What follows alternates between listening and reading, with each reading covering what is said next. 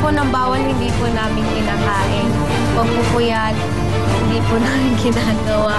Pasiba ng Caloocan. May gusto akong abutin, may gusto pa akong ipakita. Mas itindihan ko pa yung gagawin ko sa finals. At isang wildcard contestant. Sino ang tatanghaling Philippines Ultimate Talentado? Talentado Pinoy Battle of the Champions 2011. Live sa Inares Center, Antipolo. Ngayong March 12 at 13, dito lang yan sa TV5.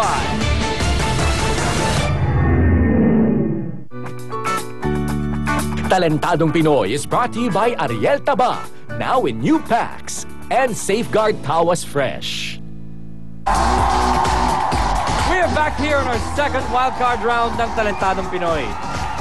Ayon sa tatay ng ating susunod na talentado, malaking blessing ang pagkasali ng anak niya dahil nakatulong ito sa mga problema nila. Alamin natin kung ano ito. Pagkatapos po ng laban namin ng comeback episode, tuloy-tuloy po yung kanyang talent bilang isang drummer. Lalo pa po niyang pinag-usayan sa mga rehearsal. Makikita niyo po yung pagpupursige niya upang makatutunan niya yung mga technique para lalo po siyang magkaroon ng kaalaman sa pagdadrums. Sa lahat ng battle na nilalabanan namin, nakilala na po siya.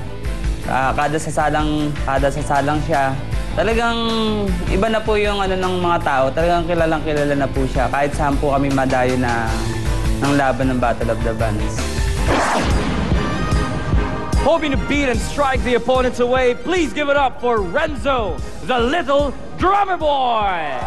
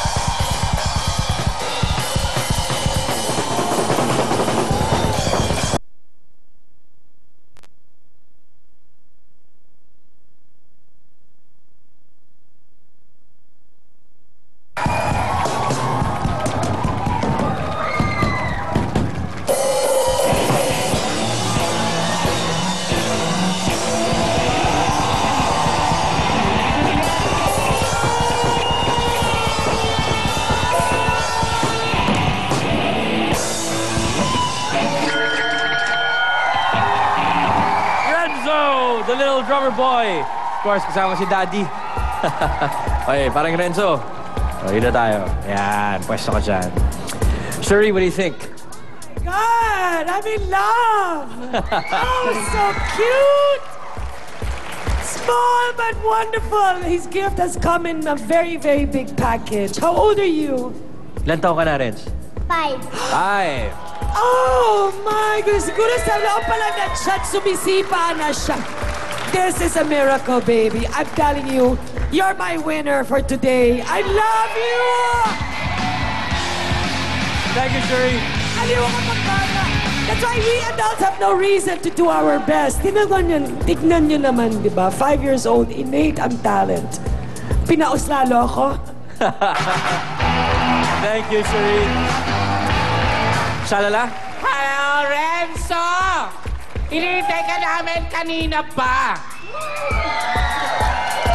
Di ba, Skydom? Eto yung maliit na bata na ang laki ng talent!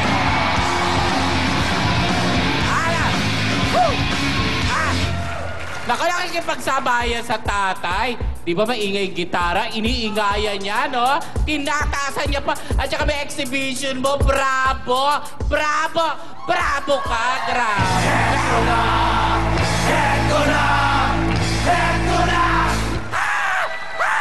Oh, nako Renzo, kung pwede lang iuwi ito at magtatambol ka sa amin. Ako, alam mo, wala magagalit. Kasi nasa tono ang tambol niya, no? In fairness, ang galing mo. Nako, masasabi ko sa'yo, eto na, meron na tayong talentado! Woo!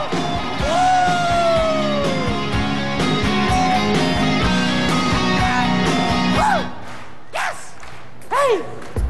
Ay! Ang cute pa, no? Ako, ewan ko. Ikaw na nga. Ikaw na. Thank you, Shalala. Okay, Alex. Diba grabe yung energy na dinala mo sa amin dito. Si Shalala, hindi maka-let go. Tsaka lahat talaga kami, sobrang saya namin. Kasi meron kang beat, baby! You got the beat! Kasi alam mo yung ginagawa mo. Sino ba nagturo sa'yo? Si Daddy ba? Ang galing! Kasi na 5 ako, alam mo, sinusubuhan pa ako ng nanay ko ng pagkain, no? Ano, drums? Hindi, uy.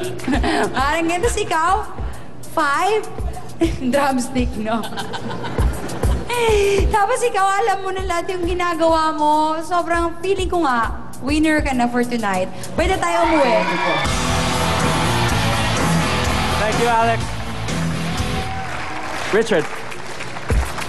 Para sa edad mo, napahanga mo kami sa galing mo sa paglaro ng drums. Thank you po. Ang galing mo, napaligaya mo kami. Kaya lang kung minsan, medyo na-overpower mo lang yung anak mo sa performance. Siyempre, pag ganyan, kailangan siya yung bida, ibibigay mo talaga yung focus sa kanya. Pero, kung talent lang ang pag-uusapan, magaling ka talaga!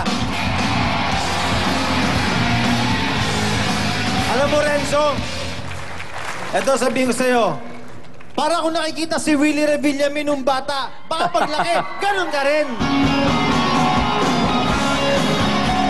Thank you very much, Richard. Renz, Parego, makakapag-relax ka na backstage. Maraming salamat. Daddy, maraming salamat. Thank you po. Yan po, Kuya Ryan.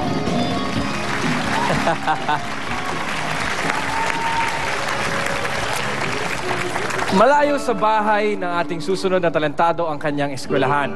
Kaya't hindi niya laging kasama ang kanyang pamilya. Alamin natin ang kanyang saloobin tungkol dito.